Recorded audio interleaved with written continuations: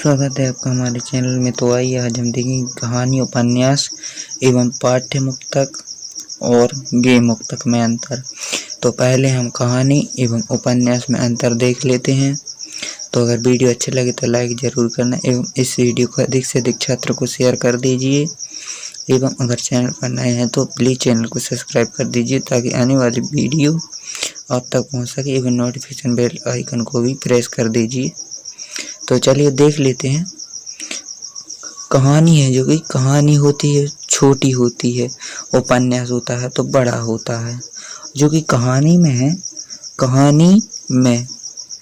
कहानी जीवन के किसी एक खंड का चित्रण करती है और उपन्यास में संपूर्ण जीवन का चित्रण होता है। जब संपूर्ण जीवन का चित्रण होगा तो यह बड़ा भी होगा। तो इसका आकार, इसमें देखो जो कि तीसरा पॉइंट है, आकार बड़ा है। ठीक है, आकार बड़ा है और इसमें छोटा आकार है। और कहानी में एक ही कथा होती है और इसमें उपन्यास में अन्य जो कि प्रशंसक कथाएं हैं इसमें ऐड कर दी जाती हैं और इसमें एक ही कथा रहती है कहानी में। ठीक है, और इसका आकार छोटा होता है कहानी का, इसका आकार बड़ा होता है। और जो कि है चौथा है कहानी कम समय में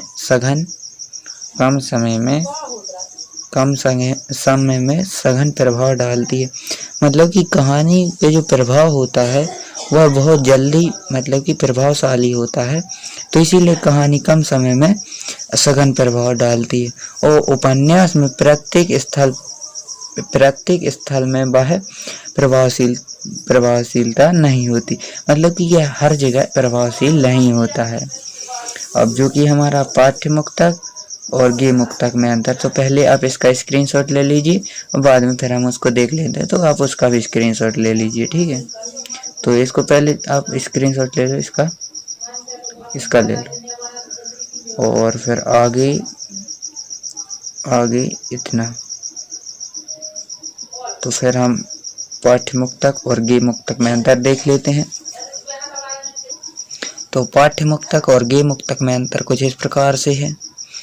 पाठ्य मुक्तक का पाठ किया जाता है, मतलब कि इसको पढ़ा जाता है सीधा सीधा। ठीक है, और गेय मुक्तक में लय में गाए जाते हैं, मतलब कि जिस प्रकार से हम गाने जो कि गाते हैं तो इसी प्रकार से इनको गाया जाता है। ठीक है, जिसकी मीरा है, सूर है, तुलसीदास, तो मतलब कि जो इनके पद हैं तो हम इनको गा सकते हैं। तो इस प्रकार से इसमें गा सकते हैं।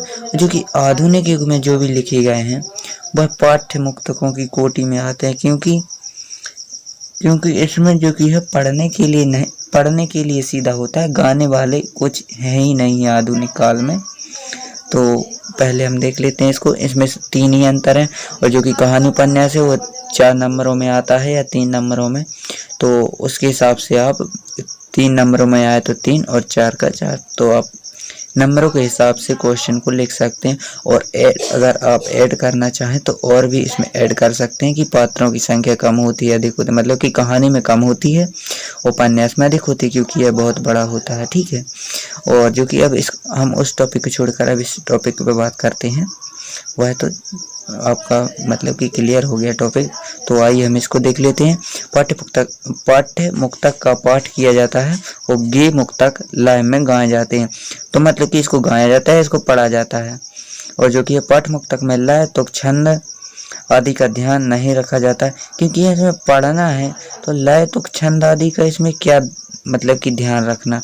और गेय मुक्तक में छंद विधान युक्त रचना होती, मतलब कि इसमें छंद होगा तो उसी को गाएंगे। इस प्रकार हम जो कि हमारी होती है रामचरितमानस, इसको गाते हैं तो उसमें छंद होते हैं, तो छंद के हिसाब से हम उसको गाते हैं। तो इसमें छंद के ऊपर ध्यान दिया जाता है गेय मुक्तक में। और जो कि हमारा तीसरा है